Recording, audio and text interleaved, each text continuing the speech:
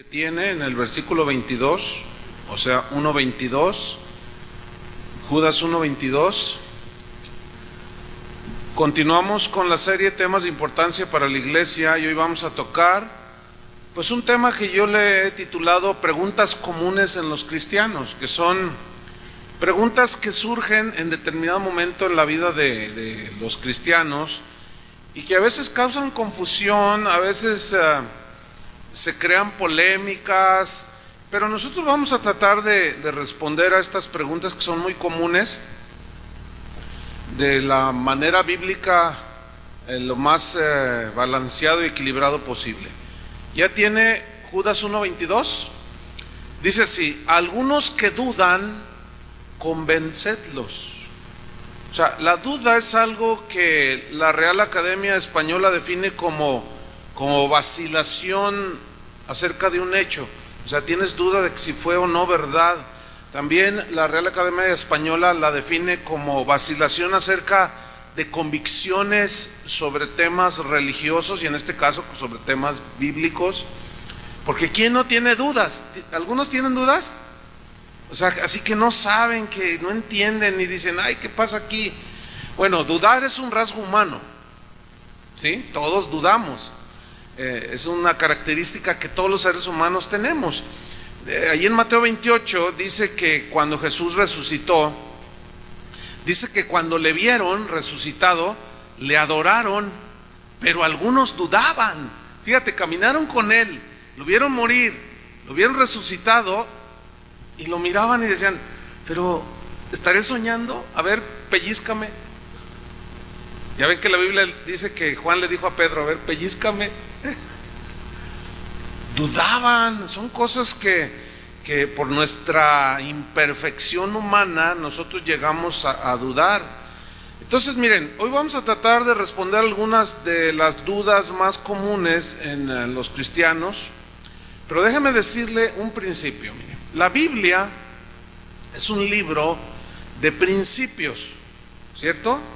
Principios sobre los que basamos nuestras vidas, o sea, la voluntad de Dios expresada en su palabra. Hay múltiples mandamientos que son bien específicos, como no matarás, no robarás, o sea, son muy específicos. Pero hay ocasiones, hay cosas que a Dios le desagradan, pero que la Biblia no las trae ahí, de una manera específica, sino que en los mismos principios que la Biblia enseña va implícito que hay muchas cosas o algunas cosas que a Dios no le agradan. Por ejemplo, nunca se me olvidará cuando alguien me mandó un correo y me dijo, si usted me demuestra que la Biblia dice que no fume marihuana, dejo de fumarla, gloria a Dios. O sea, era un cristiano que fumaba marihuana. Entonces yo cuando le expliqué esto que acabo de decirles, lo entendió. O sea, no dice no fumes marihuana, no dice, obviamente, como no dicen muchos de los pecados modernos, pero ya va implícito ahí. Por ejemplo, que somos templos del Espíritu Santo, todo aquello que es para agraciar a la carne o agradar a la carne de una manera egoísta, pues todo eso es pecado. ¿Me expliqué? Entonces vamos a seguir estos principios porque hay algunos puntos que voy a tratar que no son explícitos en la Biblia, pero van implícitos en los principios, ¿de acuerdo? La pregunta número 1 es la siguiente: ¿se puede cremar a un cristiano o incinerar, para que me entienda? ¿Sí? No le voy a pasar lo que a los gallegos, ¿no? Que se murió aquel y le aventaban un litro de crema. Y decían, oye, porque pues es que esa fue su voluntad, que lo cremaran. Digo, hermanos, mejor voy a usar incinerar, ¿no? Esa me la contó Adrián. Entonces no le voy a pasar lo que al gallego, ¿verdad? No, entonces la pregunta es, ¿se puede incinerar a un cristiano o meterlo a la cremación? Bueno, la Biblia no da una enseñanza específica acerca de la incineración, no la hay. En ninguna parte, ni del Antiguo ni del Nuevo Testamento, se condena el que un cuerpo humano sea quemado después de morir. No dice nada la Biblia. Tampoco la Biblia dicta ningún juicio sobre alguien que es cremado o sobre los que incineran un cuerpo. No hay absolutamente nada en la Biblia.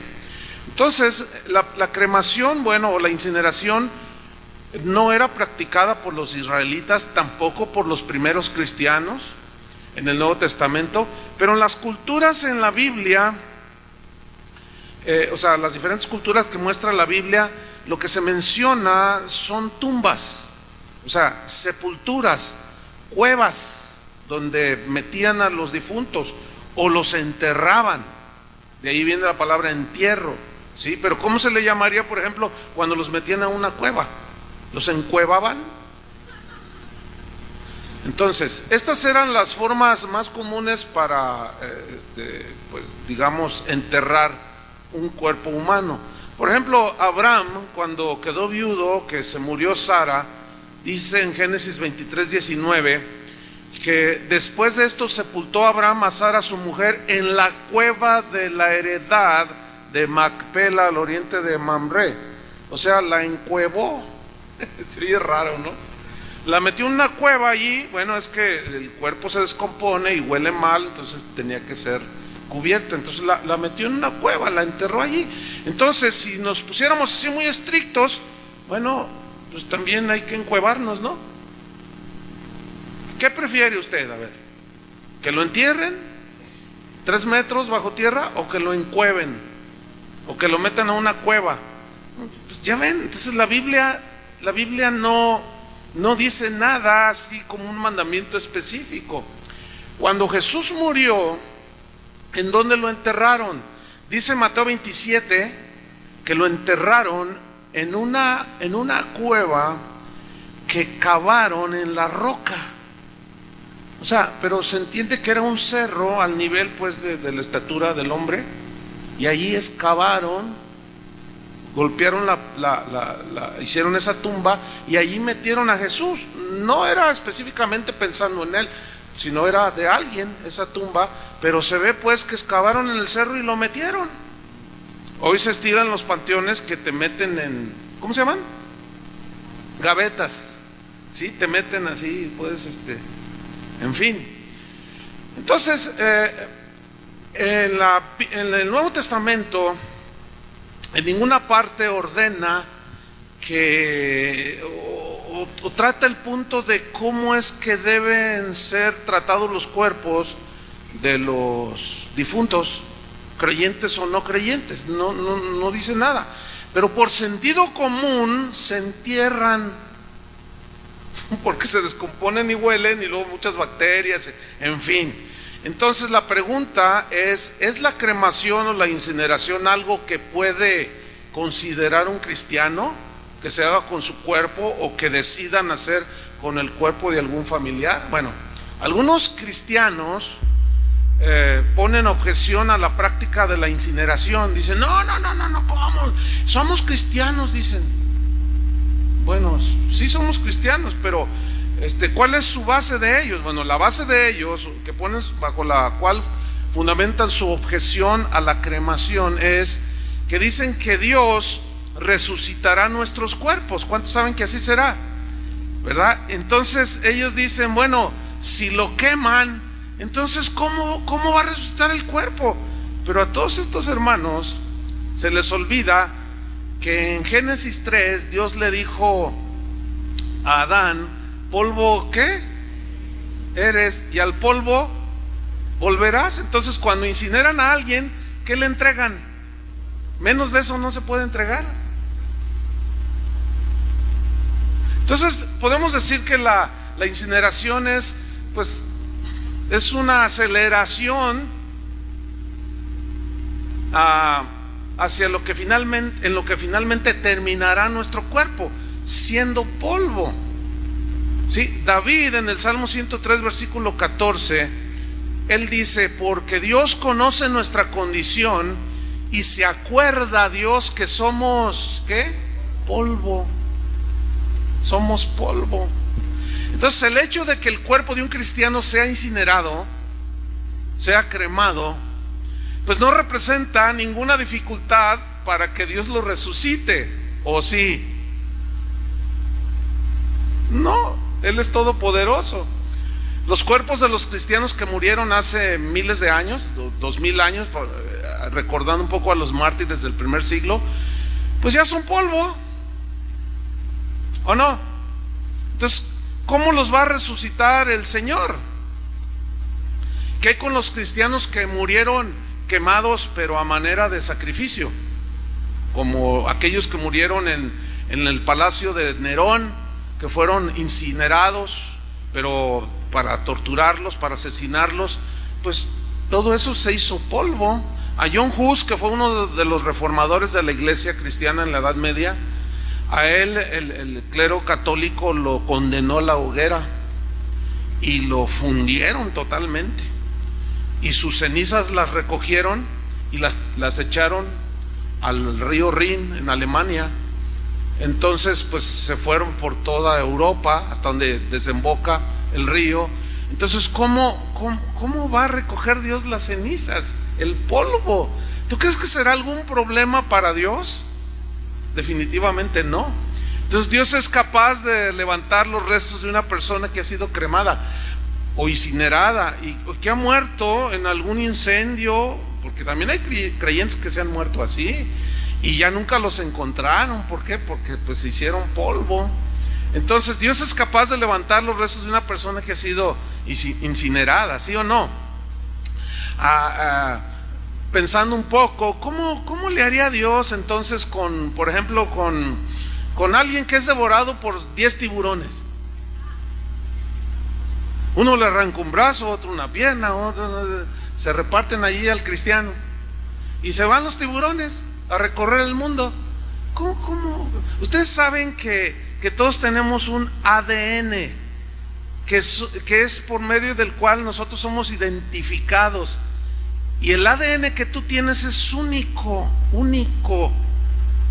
De manera que con toda la tecnología que ha surgido en estos últimos años, pueden determinar quién asesinó a una persona hace 30 años por medio del ADN, o quién era, identificar a la persona. Es impresionante. Entonces, si nosotros los seres humanos podemos hacer eso ahorita por medio de un cabellito ¿y este de quién será? Pues los científicos lo meten al laboratorio y dicen, pues este es de Rosita Alvírez. ¿Ven? Entonces, si nosotros los seres humanos podemos hacer eso, ¿tú crees que Dios no sea capaz de identificarnos, aunque seamos polvo? ¿Verdad? O que por ejemplo, cuando hay explosiones, como por ejemplo en los aviones que se estrellaron en las Torres Gemelas, bueno, murieron más de 3,000 personas. Algunos ni los encontraron. ¿Saben por qué no los encontraron? Porque literalmente desaparecieron. Y déjame decirle, había un buen número de cristianos que murieron allí. Entonces, la pregunta sobre el entierro o sobre la cremación, en realidad está y cabe dentro de lo que es el terreno de la conciencia y de la libertad cristiana. ¿Me explico? Es decir, si yo quiero que me incineren, bueno, pues muy yo, ¿no? Pero siempre va a haber gente que va a decir, no. ¿Y por qué no? Pues es que no, yo creo que de enteritos al pozo. Bueno, tú enterito. Pero no puedes tú obligar a otros ni condenar a otros que decidan hacerlo. Esto queda a la conciencia de cada quien. ¿Me expliqué? Entonces, la Biblia no dice nada. Es que esto es bien común, hermanos, de verdad, aquí ha habido gente que ha muerto y luego incinera, y al rato llegan a los 3 días, ¿verdad? Añadido al dolor que tienen, el luto, llegan, hermano, hemos pecado. Pues, ¿qué hicieron? Pues quemamos al hermano, a mi papá, pues sí, lo incineraron. Pues sí, no, pues es que nos dijeron unos hermanos que es el peor pecado que hemos cometido. ¿Dónde dice? Entonces cálmense. ¿no? Déjenlos. ¿Por qué me miran así? ¿Están muy pensativos? O, ya sé, están pensando que nunca se van a morir. Y bueno, esto también entra en el asunto de la donación de órganos, de las transfusiones de sangre. Ustedes saben que los testigos de Jehová, para ellos es un pecado por una muy malicísima interpretación de que la Biblia dice que no comerá sangre. Fíjense, este es un tema bien interesante, porque la sangre de Cristo nos dio vida. ¿Sí o no?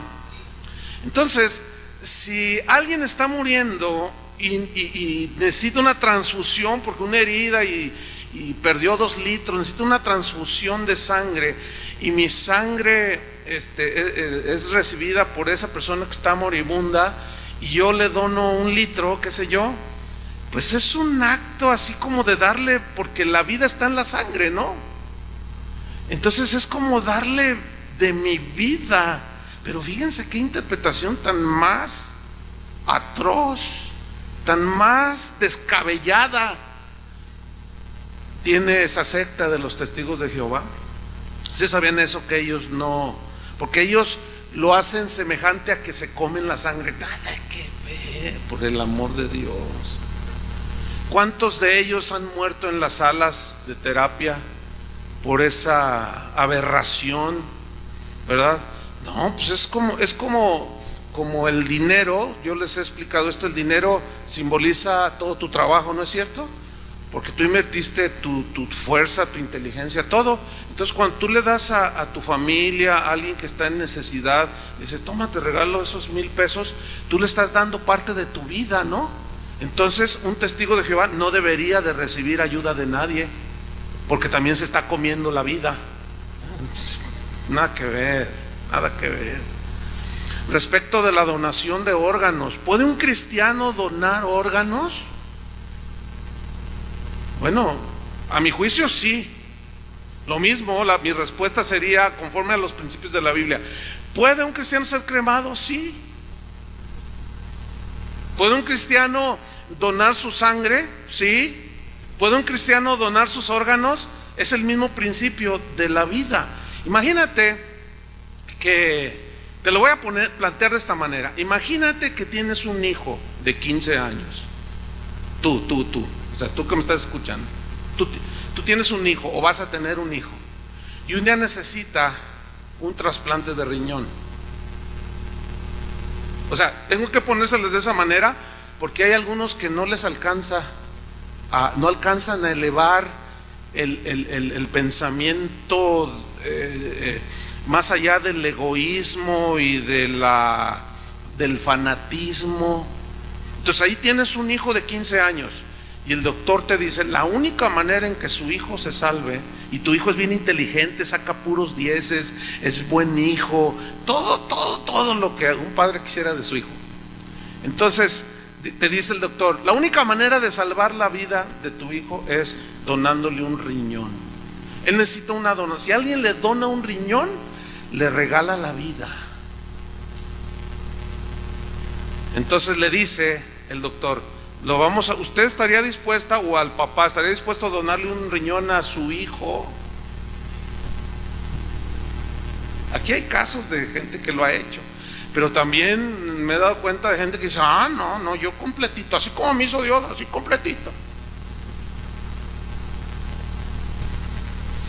Pero fíjate, dar parte de, o sea, porque, bueno, obviamente dona el que muere, ¿no? ¿Y a dónde se va todo eso que es el cuerpo? ¿En qué se convierte? En polvo. Entonces ahora, ponlo en la balanza de los principios de generosidad, de altruismo, de bendecir a otros. Ponlo en la balanza. ¿Y qué prefieres? ¿Un riñón que esté vivo y que le pueda dar la vida a alguien, o que se haga polvo?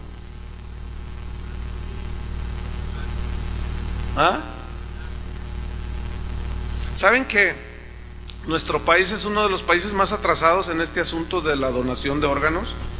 Pero lo lamentable es por la corrupción de nuestras autoridades. Fíjense que yo era donador de órganos,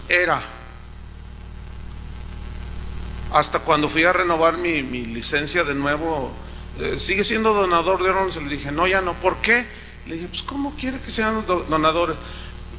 Los gobernantes que tenemos, ¿supieron el escándalo en el hospital civil que hubo? O sea, enriqueciéndose los médicos. Qué penosísimo, lamentabilísimo todo eso. Gente esperando riñones, corazones, retinas, qué sé yo, hígados, y estos recibiéndolos, y a los que pueden pagar, pues te hago un trasplante por $1,000,000. No, son unos malditos esos, de plano así. Y malditos por Dios, no que yo los esté maldiciendo, porque ¿cómo? O sea, tiene que haber una perversidad total para jugar con la vida así de la gente. Entonces yo dije, no, bórreme, le dije, que todos mis órganos se vayan a la tierra. Fíjate a lo que te obligan, qué lamentable, ¿no? Sin embargo, yo sigo siendo un donador, yo en mi conciencia. No sé si me expliqué. Nada más que no lo sepan las autoridades, porque luego me venden. Imagínate, le vendemos el riñón del pastor. Olvídese, no le vendemos el corazón del pastor. Qué lamentable, ¿no? Eso es muy lamentable. Sin embargo, todos estos puntos se responden, o estas preguntas se responden bajo los principios cristianos. ¿Lo entendieron? Ahora, si usted no quiere donar, no lo haga, está bien. Si usted sigue, no, pero es que no, está bien, no lo haga. Si usted dice, no, mi abuelita, aunque esté llena de cáncer y abuela bien mal, todavía no se muere, pero ya está invadida, no la quemaremos, porque a mí se me hace como algo diabólico. No la queme, no la incinere, o sea, entierra, ¿verdad? Y ahí va algo para los que incineran, porque te entregan un cofrecito, ¿verdad? Entonces te entregan el polvo allí. Y bueno, no sé, también depende de la fuerza de la conciencia de cada quien. Pero hay algunos que tienen a su abuelita, a su mamá en la cabecera. Bueno, yo, ahí sí, yo como que, bueno, yo en lo personal, pero no les puedo obligar a que no tengan a todos sus antepasados allí en la cabecera. Si ustedes los quieren tener, bueno, está bien. Yo para mí no, para mí. Pero yo no puedo decirles a ustedes que no lo tengan. Ahora, yo desconozco si hay ley al respecto. Lo desconozco, no lo sé. Ya lo preguntaré a algunos abogados que andan por ahí, hermanos. Otra pregunta muy común que surge en los cristianos es la siguiente: ¿puede un cristiano ser soldado? Pues sí puede, ¿o no? ¿Qué somos los cristianos? pero yo entiendo que muchos hacen esta pregunta de una manera, digamos, pues lógica y valedera, que si tiene validez. Dicen, ¿puede un cristiano ser soldado? Bueno, la respuesta es sí puede. Pero la controversia inicia cuando alguien pregunta, ¿y qué con un cristiano que es soldado? ¿Debe ir a la guerra? ¿Debe ir a la guerra? Esa es una buena pregunta, ¿no? Porque luego la gente dice, bueno, esta pregunta produce en realidad y sigue produciendo una gran controversia entre los cristianos. El argumento para los cristianos pacifistas es que la Biblia dice no matarás. Ciertamente, ¿están de acuerdo que dice la Biblia no matarás? Pero ignoran estos hermanos que también hay otras cosas al respecto, que es lo que vamos a ver. Si la Biblia prohíbe ir a la guerra o que alguien sea soldado. Mira, la guerra pues es un conflicto armado entre dos o más naciones, ¿sí?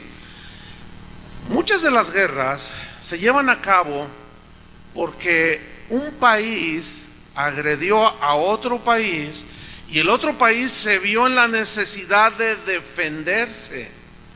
Como un caso muy palpable fue el inicio de la Segunda Guerra Mundial. Los japoneses agredieron a los Estados Unidos bombardeando una base que ellos tenían en Pearl Harbor, en Hawái, me parece que está en Hawái, ¿no?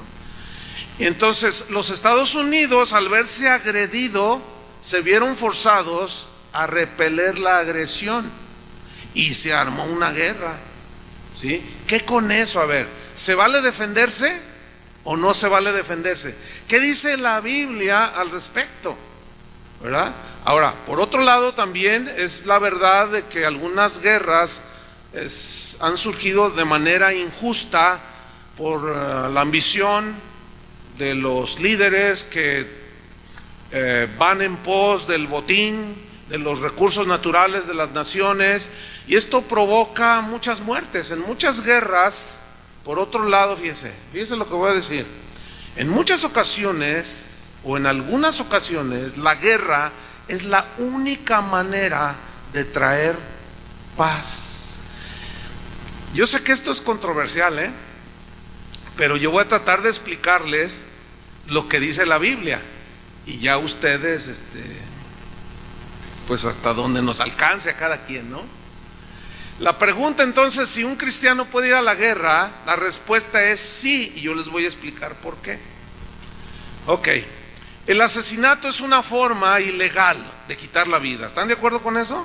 El asesinato es malo, matar a alguien es algo equivocado. Y cuando las naciones van a la guerra, esta guerra se declara como ilegal algunas veces por razones que son inmorales. O sea, se dice que una de las guerras de Estados Unidos, una de tantas que han participado, en el caso de Irak, la invasión a Irak fue por el petróleo.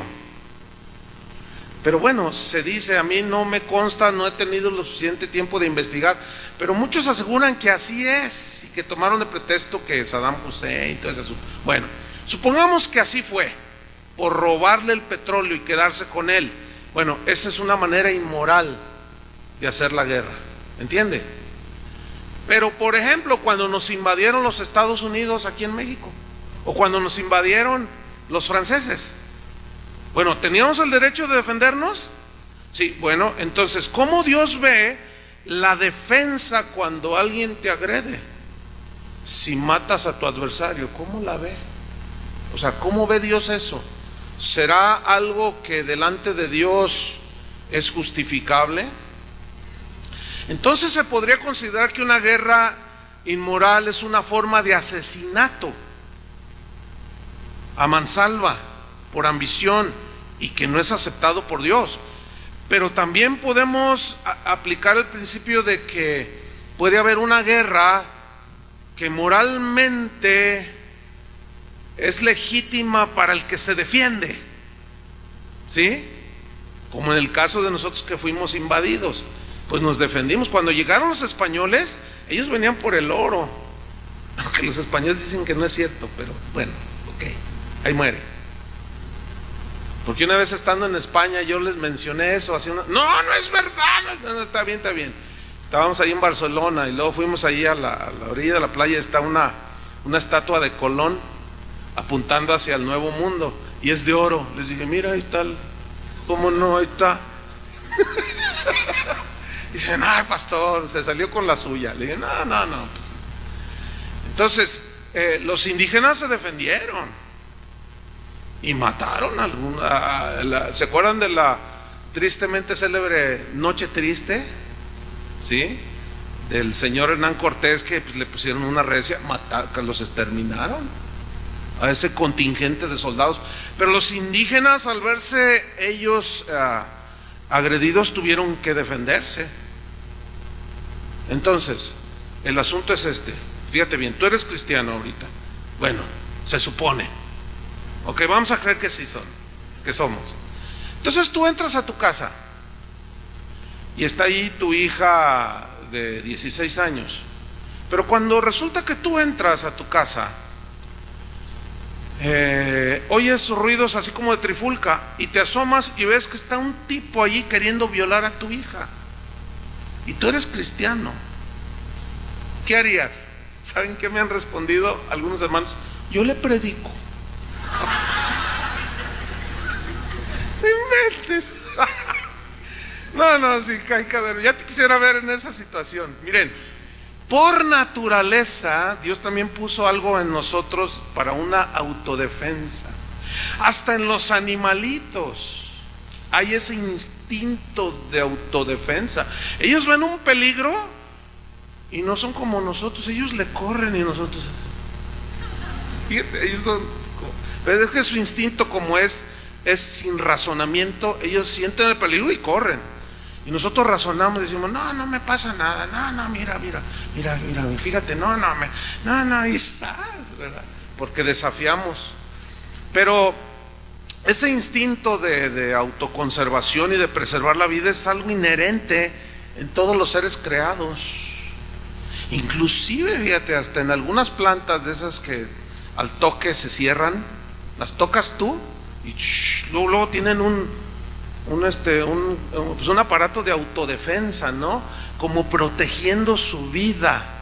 Entonces, ustedes saben que las leyes están, la mayoría de los países del mundo tienen tipificado el asesinato en defensa propia como algo que es ese delito, es decir, a la persona la dejan libre porque defendió su vida, pero mató.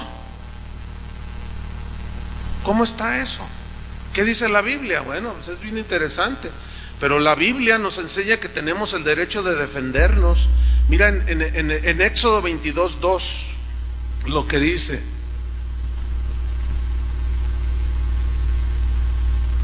ciertamente hay un texto que cuando Jesús dice, si alguno te dan una mejilla, ¿qué? Ponle la otra.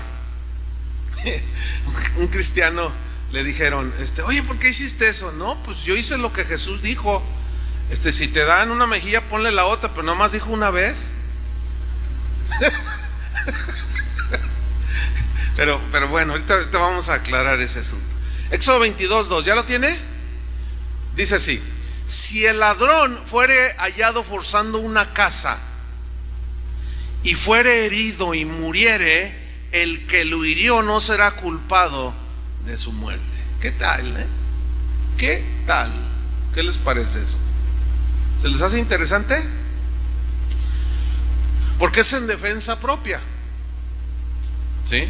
Entonces, si tu hija está a punto de ser violada y ahí lo encontraste, entonces tú entras al cuarto y ves aquella escena, te vas a hincar y te vas a poner a orar, o vas a reprender al diablo. Como algunos dicen, yo voy a reprender al diablo, dicen. Pues el diablo no es el que, no, pero el diablo es el que está detrás del cuate ese, pero el cuate ese no es humo, será polvo, pero ahorita está vivo. Entonces se te viene encima con un cuchillo. ¿Qué vas a hacer? O sea, ¿te puedes defender? Sí, te puedes defender. Entonces te tira un cuchillazo, pero como tú eres karateca, pues entonces lo agarras y empieza la lucha, y en esa lucha ruedan y como en las películas, y se le clava al ladrón el cuchillo. Entonces llega la policía, investiga y se dan cuenta que fue en defensa propia y tú sales libre. Delante de Dios, ¿qué onda? Pues si Él mismo lo está diciendo, porque fue en defensa de tu vida. Entonces, si un cristiano es soldado, y ahí está, entonces es agredido y a él lo envían a una misión. Por ejemplo, hay soldados que están combatiendo y guerreando el narcotráfico, ¿sí o no? Y si un cristiano, a un soldado que es cristiano, le toca liquidar al Chapo Guzmán, hasta un premio le van a dar y lo van a ascender a capitán, qué sé yo. o a general. ¿Y qué con eso? ¿Dios lo ve mal? No. ¿Por qué? Porque fíjense bien, hay guerras porque los malos las provocan. El hombre de paz no provoca guerras, ¿sí o no? Pero cuando el malvado provoca guerra, es justo que los justos también se defiendan. Por eso yo dije hace un momento que hay ocasiones en que solo la guerra es el medio para que haya paz en un país. De hecho, hermanos, nosotros vivimos en un país donde se produjeron guerras en el pasado, la revolución, la independencia. Toda esa gente, por ejemplo, todos los independentistas, esa gente que consumó la independencia de España, bueno, ellos dieron su vida y eso fue una guerra, hermano, ¿sí o no?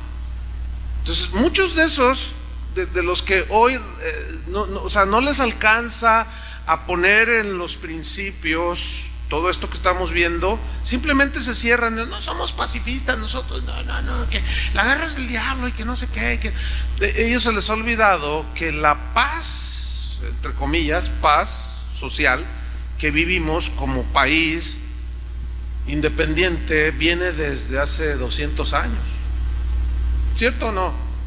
Mucha gente que dio su vida, pero tuvo que haber guerra para combatir la injusticia y el que pisotearan y el yugo de los españoles sobre los mexicanos y los latinos, pues, o los indígenas que habitaban aquí. Entonces, de una manera justa se defendieron, pero guerrearon. Y esa guerra hoy nos tiene, ¿cómo? En paz. Digo, esto es entre comillas, ¿no? Nos tiene en paz. Pero fue justo pelear por libertad, ¿sí o no? Dios nos hizo libres. Entonces, si alguien quiere esclavizar, pues es justo que el esclavizado trate de luchar por su libertad. Entonces, miren lo que dice también aquí en Deuteronomio 19:10. Deuteronomio 19:10. Aquí habla una instrucción de Dios a Israel para que no derrame sangre inocente. ¿Y qué es derramar sangre inocente? Sangre, en la guerra, ustedes saben que en las guerras hay lo que se llama crímenes de guerra. ¿Cómo está eso? ¿Han oído eso de crímenes de guerra? O sea, ¿cómo está eso de que crímenes de guerra? Si una guerra se trata de matar al adversario. El crimen de guerra consiste básicamente en que, por ejemplo, están peleando dos naciones y se rinden 15 soldados y sacan la bandera, ¿verdad? Entonces, entonces los amagan, hínquense, ¿verdad? Entonces el sargento o el capitán dice, liquídenlos. Entonces saca la pistola y a cada uno en la cabeza, Esos son crímenes de guerra, ¿me entiende? Porque no murieron en combate. Y dentro de los ejércitos, las milicias de los ejércitos del mundo, o sea, los más disciplinados y adiestrados, condenan terminantemente eso. Ustedes saben que ha habido escándalos de soldados norteamericanos, ingleses, de todo. Ahorita ya acaban de legislar aquí en México que los soldados no se pasen de sus funciones, porque esos llegaban y mataban. Ahorita que andan en la guerra contra el narcotráfico, pues algunos se rendían.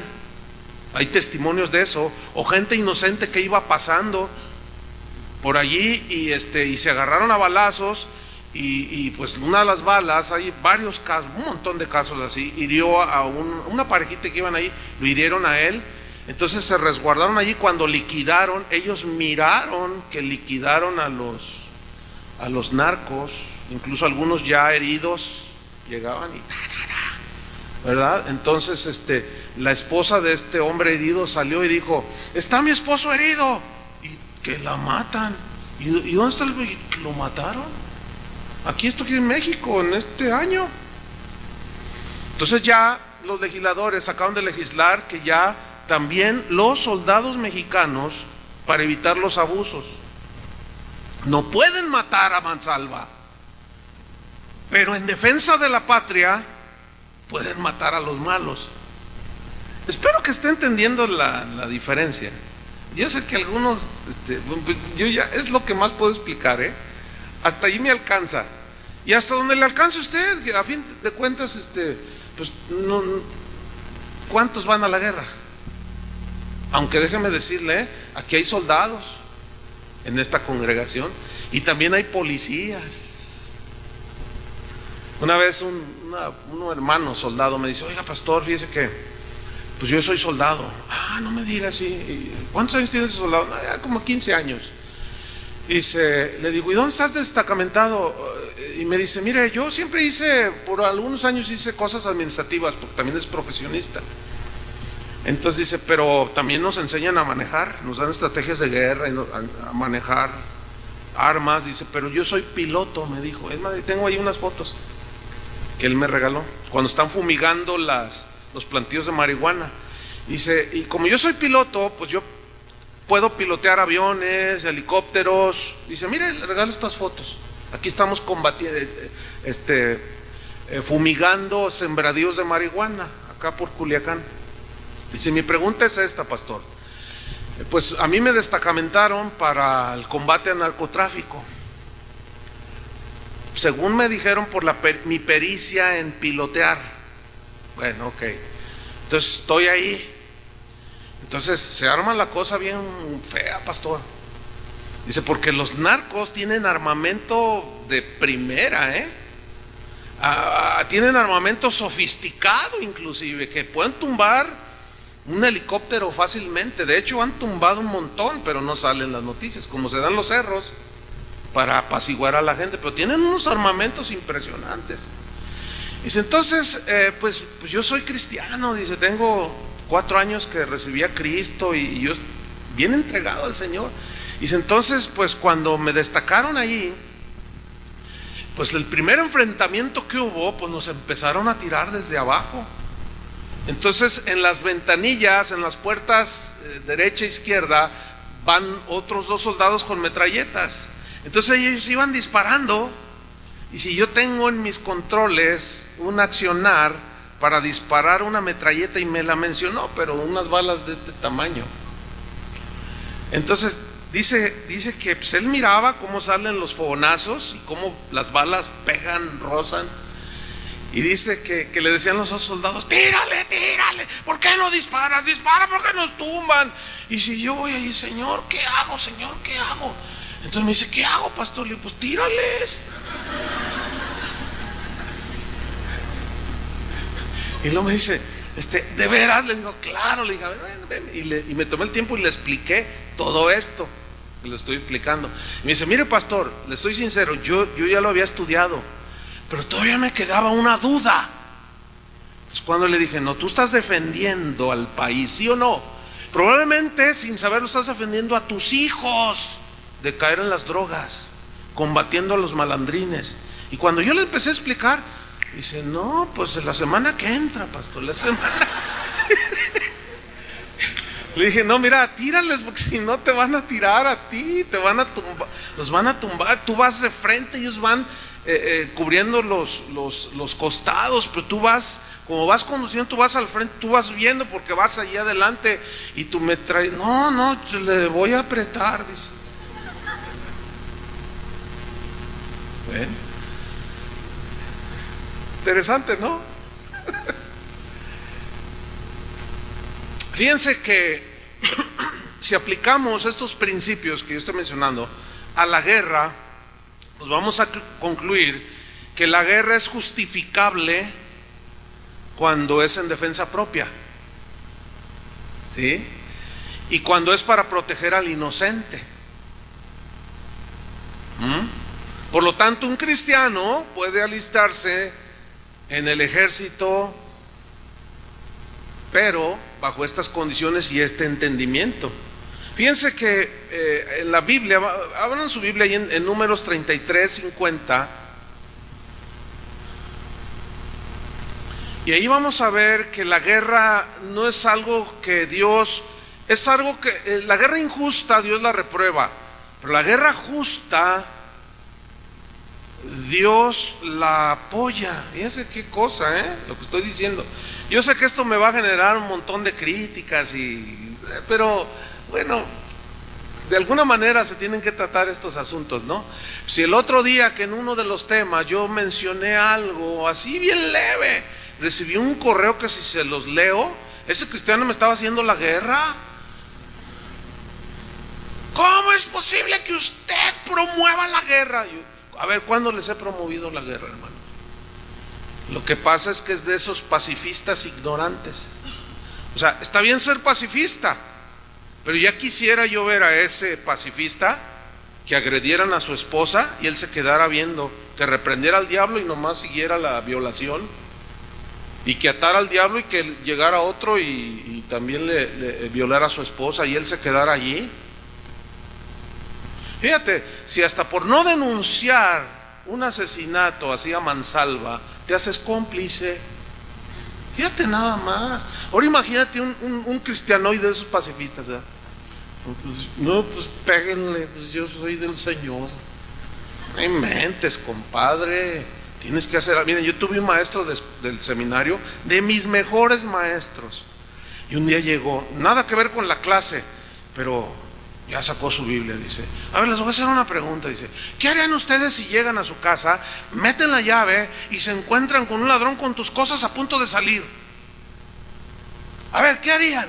No, pues empezó, ¿verdad? No, pues yo reprendo al diablo. ¿Y tú qué harías? No, pues yo me hinco y me pongo a orar. ¿Y tú qué harías? No, pues yo lo reprendo a él. Te reprendo, arrepiéntete en el nombre de Jesús. Y dice: pues yo no hice nada de eso. Dice: porque anoche entró uno y si me lo tuve que surtir. Dice: ¿por qué lo tuve que golpear? Porque se me abalanzó y mis hijitos estaban detrás de mí, porque yo fui el primero que entré, y mi esposa, y cuando lo veo a 3 metros suelta todo y saca un puñal y se me viene encima y me tira. Entonces yo lo agarro así y lo descuento. Dice: le rompí la nariz y le llamé a la policía. Así es que, ¿vas a orar? Y fue en defensa propia. Ahora, escuchen bien, porque luego, ¿están entendiendo lo que estoy enseñando?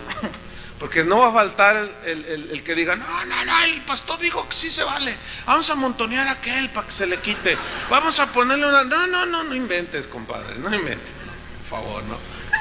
Porque hay cada hermanoide que luego entiende otras cosas que uno ni dice. No, es bien clara la enseñanza, ¿verdad? Ok, ¿ya tiene Números 33, 50? Miren, vamos a ver esto. Dice: habló Jehová a Moisés en los campos de Moab junto al Jordán frente a Jericó, diciendo: habla a los hijos de Israel y diles: cuando hayáis pasado el Jordán, entrando en la tierra de Canaán, echaréis de delante de vosotros a todos los moradores del país, y destruiréis todos sus ídolos de piedra y todas sus imágenes de fundición, y destruiréis todos sus lugares altos, y echaréis a los moradores de la tierra, y habitaréis en ella, porque yo os la he dado para que sea vuestra propiedad.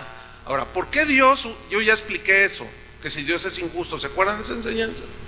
¿Dios es cruel o es misericordioso?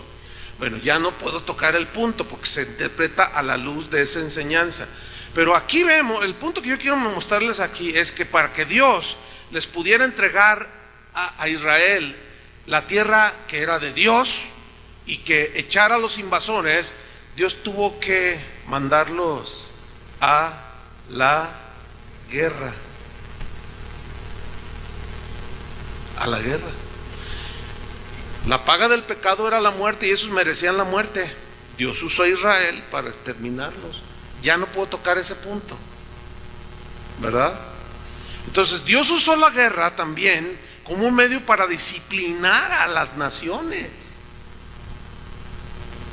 Por ejemplo, Israel en Amós 4:10, déjense los leo para irnos rápido. Dice: envié contra vosotros mortandad tal como en Egipto, maté a espada a vuestros jóvenes, con cautiverio de vuestros caballos, e hice subir el hedor de vuestros campamentos.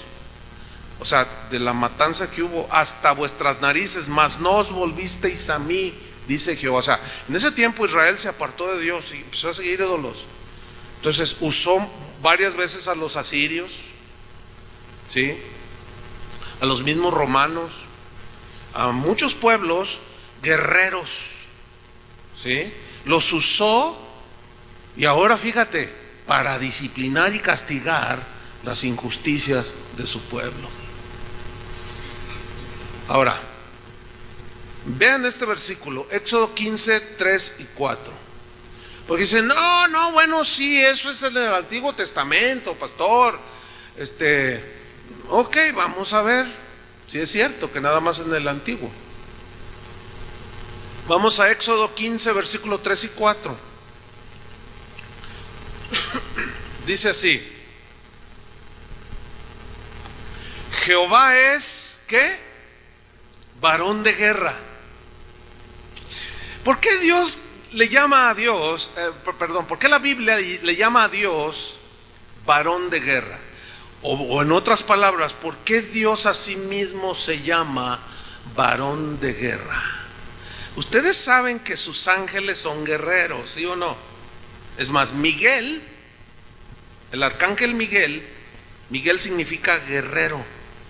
Ese es el nombre. Y es el encargado de todas las broncas celestiales. Ustedes saben que cuando Satanás se rebeló contra Dios, hubo una ¿qué en el cielo? Una guerra. ¿Por qué Dios llama, o por qué la Biblia llama a Dios Jehová de los ejércitos? Porque es un Dios de guerra, pero de una guerra justa. Escúcheme bien, Dios tuvo que hacerle la guerra al diablo para ganar nuestra paz. ¿Lo está entendiendo? Y en esa guerra hay muchos heridos, y en esa guerra hay muchos muertos que Satanás logra cautivarlos y se los va a llevar junto con él al infierno, los manda al infierno. Entonces hay una guerra actualmente que se libra porque no tenemos, ¿qué? Dice Pablo a los Efesios, no tenemos lucha. ¿Y sabe qué significa lucha? Esa palabra viene de un término griego que milicia, de donde se deriva milicia, o sea, de guerra. Entonces hay una guerra espiritual, ¿sí? También, entonces, Dios sigue siendo un Dios de guerra. Y por medio de un combate entre el bien y el mal, Dios, Cristo, en la cruz, ganó esa guerra. Todos los términos que la Biblia usa a ese respecto son términos de milicia. Derrotó, exhibió al ejército enemigo, ¿sí? Entonces, Israel hasta la fecha es un pueblo guerrero. Y fíjense, ellos todo mundo los ataca. En ocasiones ellos han sido los ofensivos, pero en muchas es un país pero chiquititito. Y todo el mundo está en contra de él, y todo el mundo le lanza bombas y los quieren exterminar, y lo que ellos hacen es defenderse. En la guerra de los 6 días, allá por el 45, 48 del siglo pasado, ellos ganaron con bien poquito ejército. Y yo vi un programa espectacular donde entrevistan a algunos generales, ya ahorita algunos murieron, que eran generales, que cuando fueron a la guerra en ese año, cuando otra vez Israel volvió a ser nación oficialmente, pues no se explicaban cómo un ejército tan limitado en armamento y tan pequeño en número hizo corretear a ejércitos 3 veces mayores que ellos. Y hay testimonios, yo vi en ese documental, de los enemigos que decían que miraban las colinas de Israel llenas de ejércitos. ¿Cuál ejército? ¿Se acuerdan cuando Eliseo va caminando y sale de pronto así de la colina el ejército? Creo que eran los asirios, no me acuerdo bien. El enemigo, para no equivocarme. Entonces Giesi, el siervo de Eliseo, se detiene y dice: ¡Hey, amo! Le dice: ¿qué es esto? Todos estos nos van a destruir, son son muchos, no podemos contra ellos. Y Eliseo bien tranquilo, y le dice, tranquilo, tranquilo, más son los que están con nosotros que los que están con ellos. Y dice, pero no veo nada. Y miraba él todo el ejército enemigo. Entonces Eliseo ora a Dios, esto está en Primera de Reyes, y le dice, Señor, ábrele los ojos, ábrele los ojos. Dice que Jehová abrió los ojos espirituales, obviamente, y vio las colinas de esa tierra llenas de los ejércitos de Jehová. Y dijo, ahora sí, ¿qué traes? Hermanos, Dios sigue siendo un Dios de guerra y siempre va a defender a su pueblo Israel. Pero cuando ellos de manera injusta han abusado, Dios se los hurte a ellos también, porque es un Dios justo. Entonces, si un cristiano se enlista y lo mandan a combatir al narco y mata 25 narcotraficantes, lo hizo de una manera justa. Yo sé que son términos un poco difíciles, ¿no? Porque los pacifistas dicen, es que ni una sola muerte se justifica. Bueno, entonces a ver, ¿qué onda con Miguel Hidalgo y Costilla? Con Morelos. Entonces, mejor cállate la boca, ¿no? O sea, sus argumentos se les caen. Porque ¿cómo puedes hablar así? Entonces estás diciendo que no se justifica por nada que hayan muerto todos los que consumaron la independencia. Estás hablando en ignorancia o te faltan argumentos. Entonces podemos concluir que ir a la guerra es factible para un cristiano. Amén. Entonces, porque se van a dar cuenta ustedes que pues entre nosotros hay policías, hay soldados, hay un hermano policía, él viene los sábados, es un hombre alto, así bien fornido, pero cuando él se convirtió, qué tremenda conversión. Y a raíz desde el día que se convirtió, bueno, su matrimonio era un desastre y Dios ha empezado a hacer una obra bien bonita, bien tremenda. Y tú ves a ese hombre grandote, rudo, con un corazón bien diferente, pero es policía. Dice, mire pastor, antes, bueno, yo combato a los malos, dice, pero pues antes usted sabe, si no era sin ser cristiano, pues hace un montón de cosas uno. Dice, pero ahora ya no solo combato a los malos del otro bando, sino a los malos del bando de uno, dice. Porque ahora pues me traen a carrilla porque yo ya no extorsiono, ya no, pues que decomisan $500,000 de pesos, ¿verdad? Unos narcos, y entonces sale en el periódico que eran 50,000 pesos, pero ya se los repartieron por acá, ¿no?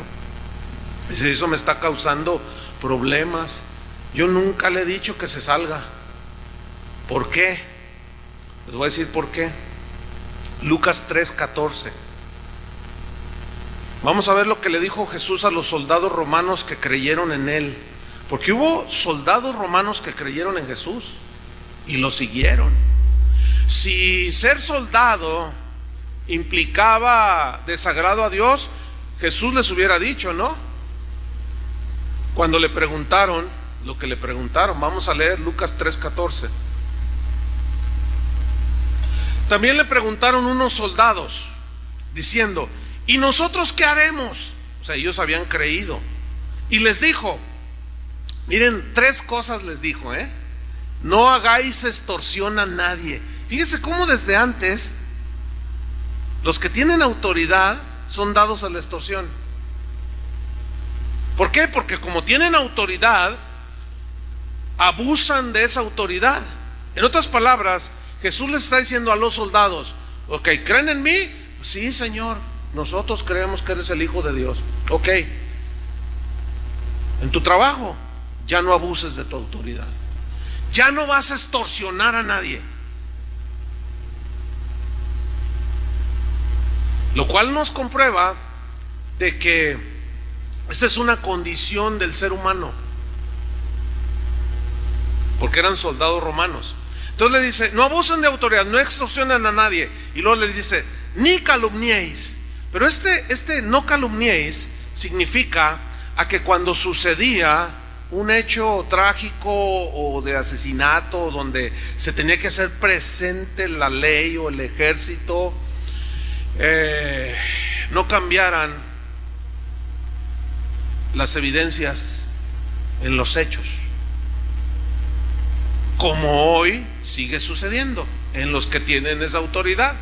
Llega la gente de tránsito porque hubo un choque, venía alcoholizada la señora, que se dio un caso aquí muy sonado, una muchacha alcoholizada chocó y mató a un taxista. Entonces, claro, pues llegó la ley y pues ustedes saben cómo es el asunto, ¿verdad? Venía bien borrachita la muchacha y después salió que no. Pues ya cómo fue el billete, oiga. Entonces imagínate, ¿verdad? Te doy 50,000 pesos y cámbiale allí el dictamen del alcoholímetro y di que yo venía no sé qué. No, dame 100, si no te vas a la cárcel, mija. Entonces, pues si tiene dinero, por eso dicen que aquí en México la ley está a favor del rico, porque pagas y todo está bien. Pues si eres pobre y no tienes, pues no, ni modo, al bote, mijo. Entonces, eso es calumniar, cambiar todo por venderse. Entonces, Jesús les está diciendo, ok, ustedes son autoridad, son soldados, no van a cambiar las evidencias. Y van a calumniar y van a tener por inocente al culpable. Porque hay múltiples casos así. También yo les he platicado cuando voy a las cárceles, eventualmente que cuando visito alguna, que yo hablo con los presos. Hay algunos que efectivamente los tomaron como chivos expiatorios y que en realidad son inocentes, pero les voltearon todo les voltearon porque la otra parte pagó dinero. Eso es lo que el Señor les está diciendo aquí a los soldados: no abusen de su autoridad, ni cambien las evidencias y calumnien diciendo que el inocente es culpable. Y una tercera dice: y estén contentos con vuestro salario. Ustedes saben que uno de los argumentos que dicen los políticos, y lo van a ver ahora que viene para la presidencia y para gobernador, lo van a ver, digo, a los que les gusta estar al tanto más o menos, pero van a salir los políticos, van a decir: yo propongo que a los policías se les paguen salarios de 25,000 pesos para arriba. Por eso roban, porque ganan unos salarios miserables. Eso lo he oído desde que yo era un niño. ¿Saben que el problema no está en el aumento de salario? ¿Saben dónde está el problema? Así les pagaran 100,000 pesos a los policías, seguirían robando, seguirían abusando de la autoridad, seguirían calumniando y dando por inocente al culpable. ¿Por qué? Porque la corrupción está en el corazón. La prueba está: ¿cuánto ganan los diputados? Se sirven con la cuchara grande, millones de pesos, para que ya no roben, roban más. Los escándalos son de cada día, aquí en Guadalajara, y esto es de todo el mundo conocido. ¿Dónde está el problema? El problema está en el corazón. ¿Qué había sucedido con los soldados? El problema no está en ser soldado, el problema está en cómo utilizas la autoridad y cómo tú manejas la defensa o la agresión. Ese es el problema, en el corazón. Ahí está el problema. ¿Se acuerdan cuando una vez llegó allí en Mateo 8 un centurión que era un soldado romano, que tenía a su cargo un montón de soldados, y le dijo: mi siervo está gravemente atormentado, ¿dónde está? Y el centurión le dice: no, tú solamente di la palabra. Yo soy hombre bajo autoridad, tengo soldados bajo autoridad, pero yo también tengo autoridad. Y yo le digo a un soldado: ve y va, ven y viene. Tú solamente di la palabra y mi siervo sanará.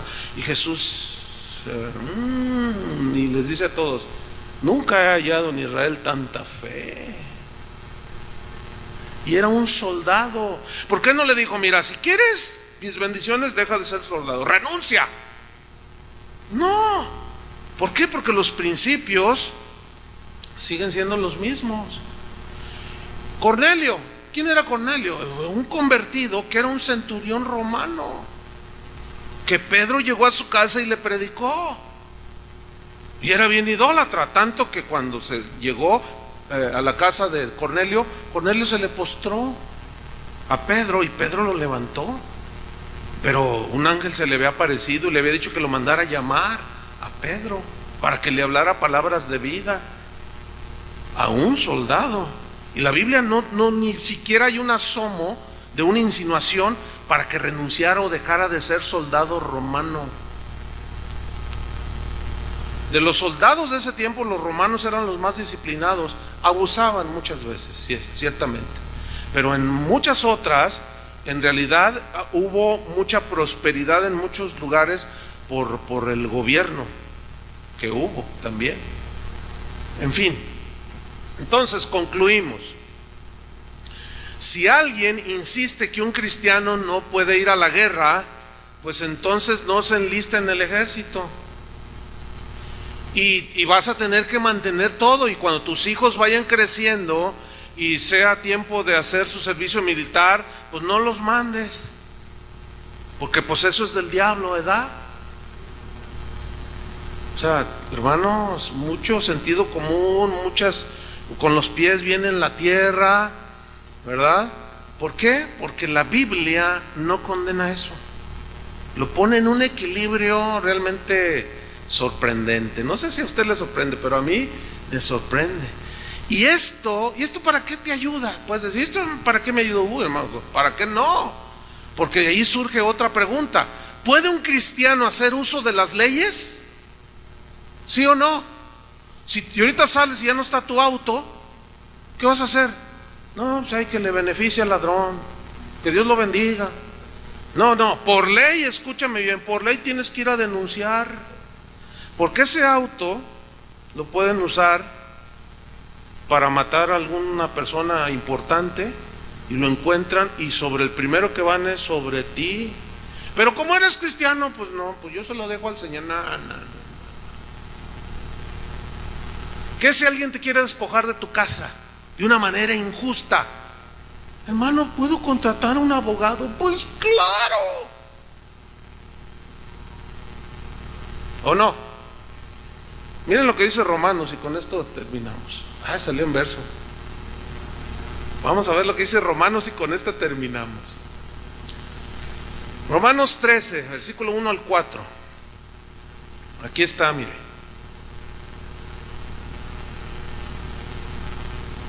Dice así. Esto lo escribió Pablo y dice así: sométase toda persona a las autoridades superiores. Toda persona incluye cristianos, tenemos que estar sometidos. Autoridades superiores se refiere a todas las autoridades, a las policíacas, de tránsito, al ejército, a la marina, o sea, a todos los que tienen autoridad para vigilar que haya orden en la ciudad o en los países. Sométanse. Ahora miren lo que viene, dice: porque no hay autoridad, o sea, no hay ejército, no hay policías, etcétera, sino de parte de Dios. Es decir, que Dios las permitió para que dentro de nuestro salvajismo, por medio de la ley y de la fuerza de la ley, aplaque los disturbios. ¿Entienden? ¿Qué es lo que está aplicando ahorita el presidente de México? La fuerza del ejército para reprimir la maldad de unos malandrines. Entonces no existiría nada de esto si Dios no lo hubiera permitido. Si las hay es porque Dios las permitió. Entonces tiene que haber policías, tiene que haber agentes de tránsito que meten al orden en una ciudad como la nuestra, que es un caos ya. Tiene que haber ejército, tiene que haber marinos, tiene que haber fuerza aérea. Así está el mundo. Dios las permitió, por eso existen todo esto. Seguimos leyendo. Porque no hay autoridad sino de parte de Dios, y las que hay por Dios han sido establecidas. Establecidas se entiende, por Dios han sido permitidas. Por Dios han sido permitidas para que haya relativamente civilidad, ¿no? Versículo 2. De modo que quien se opone a la autoridad, o sea, tú oponte a la policía, a la gente de tránsito, a los soldados, dice, de modo que quien se opone a la autoridad, a lo establecido por Dios, resiste o se opone. Entonces, si tú dices, no, que eso del ejército, no debería de haber policía, no debería, y que un cristiano, no, tú te estás oponiendo a lo que Dios permitió. O sea, estás diciendo que tú eres más sabio, que si tú fueras Dios, yo no permitiría. Pero resulta que no, eres triste polvo. ¿O ya se te olvidó? Sigo leyendo. A lo establecido por Dios resiste, y los que resisten acarrean condenación para sí mismos. Aquí no habla de condenación al infierno, sino consecuencias de la rebelión y de no entender que Dios permitió esto. Versículo 3. Porque los magistrados, ¿qué es un magistrado?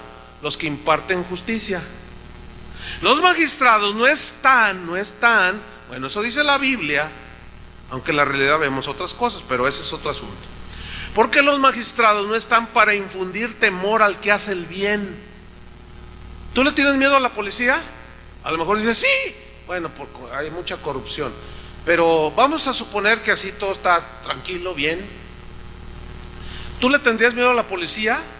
Teóricamente no, al contrario, lo ves como alguien que te protege, ¿no es cierto? Porque si alguien te agrede, alguien quiere robarte o algo, en lo primero que piensas es en ¿quién? En la policía, ¿cierto? ¿Y por qué le llamas desesperado? Policía. Porque sabes que él tiene autoridad para reprimir al malo. Entonces mira, dice que los magistrados no están para infundir temor al que hace el bien, sino al malo. ¿Por qué cuando un policía va así despistado, caminando, así vigilando, y de pronto se echa a correr un mozalbete y el otro va detrás de él? ¡Párate! Y ya lo agarra. ¿Por qué corriste? No, por nada. ¿Cómo por nada? Y lo empieza a esculcar. No, pues las bolsas de cocaína. O sea, infunde temor. ¿A quién? Al que hace lo malo. ¿Qué más dice? ¿Quieres pues no temer la autoridad? Haz lo bueno.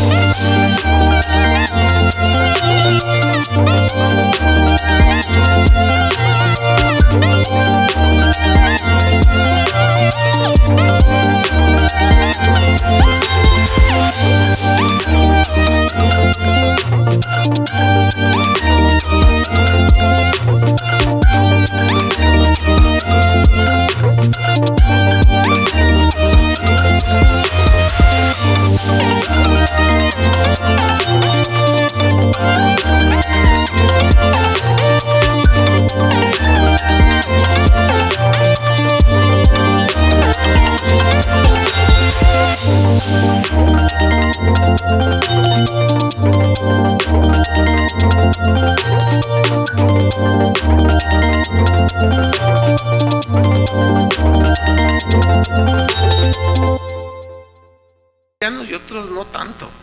Pero hay soldados que son tan correctos, tan disciplinados, cuando los mandan a una misión y les dan 3 objetivos, por ejemplo, para lanzar misiles, solo a esos le tiran.